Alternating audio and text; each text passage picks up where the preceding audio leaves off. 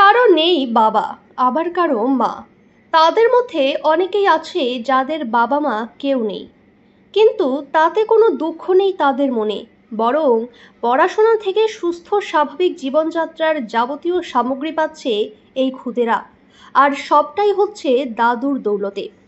জেলার বিভিন্ন প্রান্ত থেকে অনাথ শিশুদের খুঁজে বার করে এক ছাতার তলায় আশ্রয় দিয়েছেন দাদু। নিজের গাটের টাকা খরচ করে মালদহের প্রত্যন্ত গ্রামে তৈরি করেছেন শান্তিকুঞ্জ আশ্রম। এই আশ্রমে এখন 40 জন খুদে থাকছে, যাদের কেউ নেই।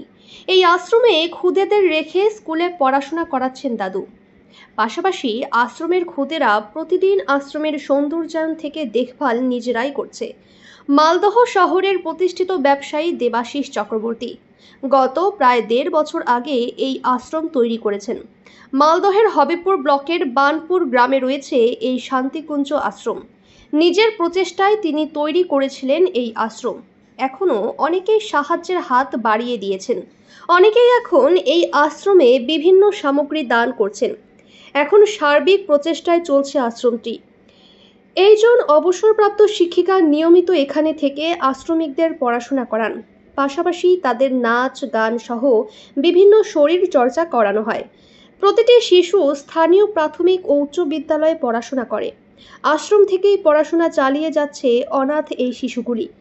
বহু গুণী জ্ঞানী ব্যক্তি মাঝে মধ্যেই এই আশ্রমে আসছেন, শিশুদের সঠিক পথে পরিচালনার দিশা দেখাচ্ছেন। এছাড়াও আগামীতে যেন শিশুগুলি সঠিক পথে এগোয়, সেই লক্ষ্যে কাজ করে চলেছেন দাদু ওরফে দেবাশিস চক্রবর্তী ও তার সহযোগীরা।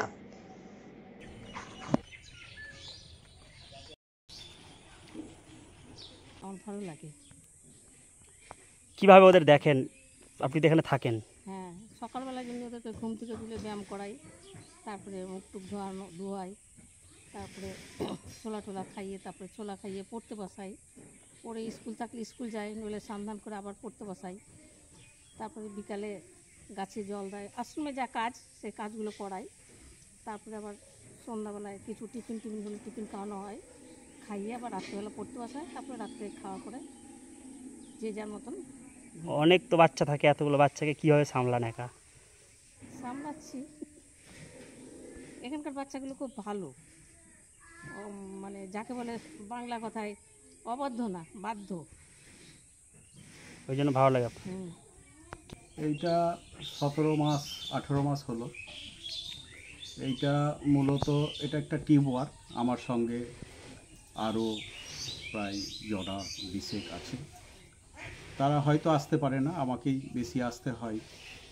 উদ্যোগটা মূলত আমারই ছিল। এখন বহু মানুষকে আমি সঙ্গে পেয়েছি, তো প্রত্যেকের কাছে কিছু কিছু ডোনেশনও পাই, সেই দিয়ে এটা চলছে।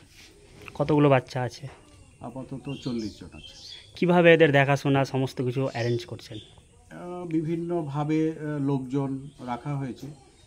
একজন ম্যাডাম আছেন যিনি সকাল থেকে সন্ধ্যা অবধি বিভিন্ন শারীরিক চর্চা, পড়াশোনা, তাদের আধ্যাত্মিক আলোচনা, তাদের বিভিন্ন রকমের শারীরিক অ্যাক্টিভিটি, সাংস্কৃতিক অ্যাক্টিভিটি, এই সমস্তগুলো উনি করান সকাল থেকে সন্ধ্যা অবধি।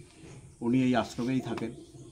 আর আমি শুক্রবার চলে আসি, শুক্র থেকে রবি অবধি আমি বিভিন্নভাবে এদের বোধ দেওয়ার চেষ্টা করি যে সঠিক জিনিস সেটা ওদের সামনে বলছি, তুলে ধরে। সমস্ত কিছু ছেড়ে এই ধরনের একটা আশ্রম করার পরিকল্পনাই বা কেন আসলো আপনার মধ্যে?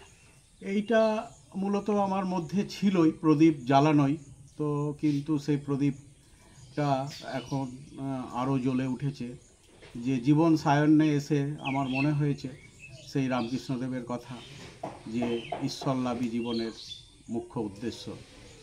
তাই এই সায়ন্যে এসে অল্প কটা দিন তো আমরা আছি, এই সামান্য কটা দিন এর মধ্যে কিছু স্থাপন করে যাওয়া, যেটা আমি থাকবো না কিন্তু আমার এই আশ্রম চলতে থাকবে। শুধু শান্তিকুঞ্জ আশ্রম না, কিছুদিন ধরে আমার মাথায় এসছে যে শান্তিকুঞ্জ আশ্রমের মতো আমার জেলায় যদি আরও 2-4টে এরকম করতে পারি। এত অভাব, এত দারিদ্রতা, এত কষ্ট শিশুদের, তাদের বোঝা, তাদের সঠিক রাস্তা দেখিয়ে রাষ্ট্রের কাছে সুন্দরভাবে ফিরিয়ে দেওয়া তাদের সঠিকভাবে, এটাই আমার মুখ্য উদ্দেশ্য। এই আশ্রম নিয়ে আগামী পরিকল্পনা কি রয়েছে আপনার? আগামী পরিকল্পনা এখানে আমরা কিছুটা জায়গা আরও কিনেছি, তো সেইখানে একটা স্কুল করার পরিকল্পনা আছে।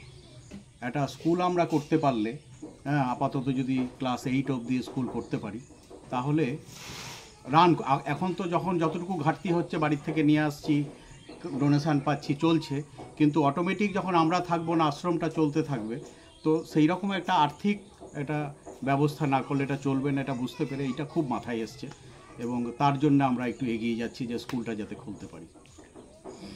আপনার নাম? আমি দেবাশিস চক্রবর্তী।